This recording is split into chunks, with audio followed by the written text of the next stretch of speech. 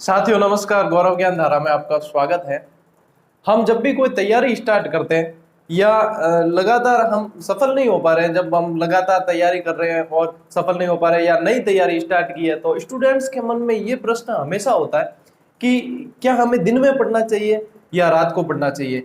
अब जैसे कोई बताता है, वो पूछते भी है कई लोगों से, कोई बताता है उन्हें कि सुबह जल्दी उठ के पढ़े, कोई ये बताता है कि नहीं रात को लेट तक पढ़े। तो ये हमेशा उनके मन में ये शंका रहती है, वो पढ़ाई करते भी है लेकिन इस शंका को लेकर करते हैं। तो आज मैं साथियों मदद करना चाहूंगा आपकी कि इस शंका को दूर किया जाए। और एक्सपर्ट्स की जो राय है वो क्या कहते हैं। एक्सपर्ट्स का मतलब ये नहीं है कि मैं अपने आप को एक्सपर्ट कह रहा हूं, मुझे तो अभी इसमें काफी समय लगेगा एक्सपर्ट बनने में, शायद हो सके दोबारा जन्म लेना पड़े।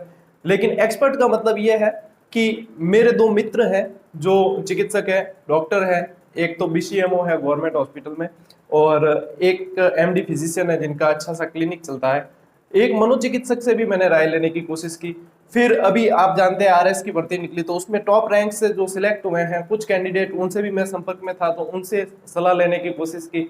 और जितने एग्जाम जो क्रैक कर चुके हैं उन सब से एक चर्चा करके एक निष्कर्ष, एक निचोड़ निकाल के आपके सामने लाया हूं। और उससे मुझे लगता है आपकी शंका का समाधान हो जाएगा कि हमें दिन में पढ़ना चाहिए या रात को पढ़ना चाहिए। चाहे कोई भी कंपटीशन एग्जाम दे रहे हैं, चाहे कोई भी एग्जाम दे रहे हैं, कैसे भी प्रतियोगी, कैसे भी स्टूडेंट है, उन सभी के लिए ये फायदेमंद सिद्ध होगा जहां तक मुझे लगता है।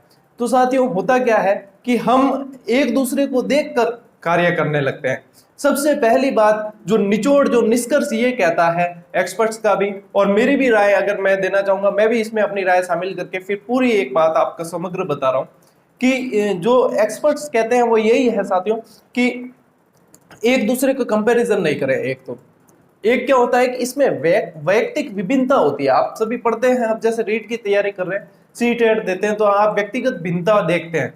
तो व्यक्तिगत भिन्नता के अनुसार हम गेन किससे करते हैं, हम याद किससे करते हैं। हमारे दिमाग में न्यूरॉन्स होते हैं, उन्हीं से हम याद करते हैं। न्यूरॉन्स कितने एक्टिव किस समय होते हैं, ये सभी व्यक्ति की उसकी भिन्नता, विभिन्नता के ऊपर डिपेंड करता है।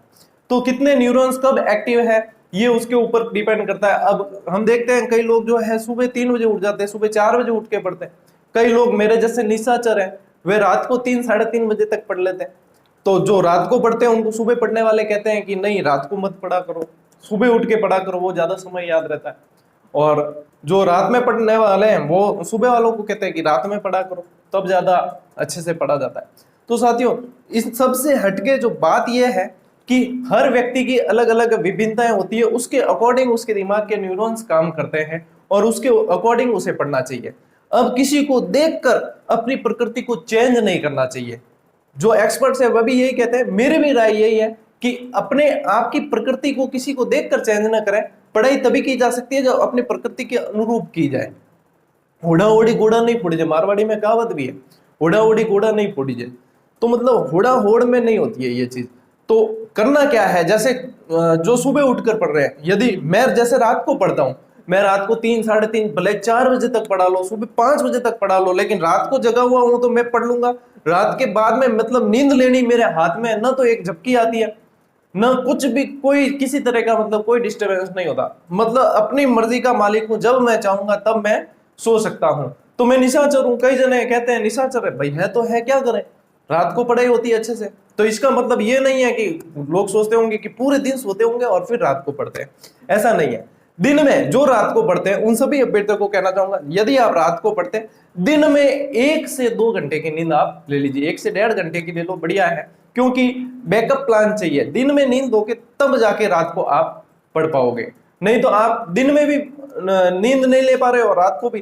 तो डॉक्टर्स का यह कहना है कि कम से भी कम 5 घंटे की नींद जरूरी होती है, और 6 साढ़े 6 घंटे की लेते हो तो और भी अच्छा है।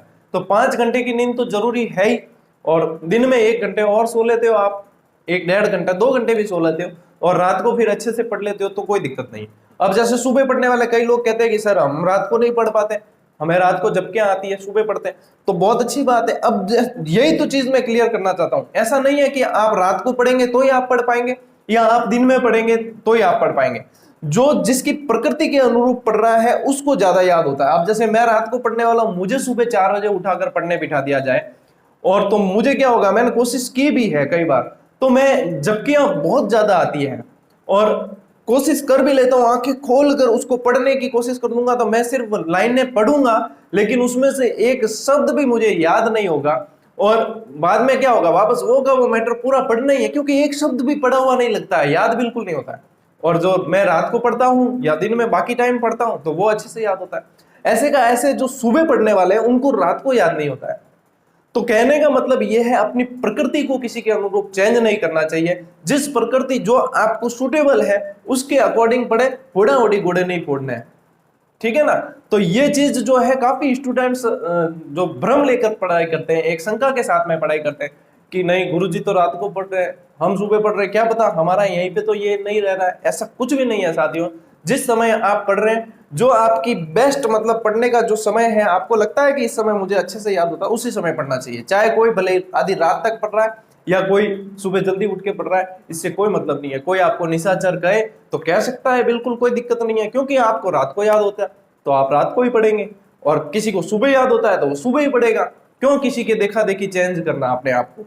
तो अपनी प्रकृति से छेड़छाड़ नहीं करना, अपनी प्रकृति के अनुरूप पढ़े, और मतलब ध्यान लगा के पढ़े, मन लगा के पढ़े, किसी तरह की कोई दिक्कत नहीं आएगी आपको। इस शंका को दूर रखकर पढ़े। बस जब भी पढ़ने बैठते हैं तब कंसंट्रेट करके पढ़े, मन का विचलन जो है वह इधर उधर नहीं हो, इस बात का ध्यान रखें साथियों।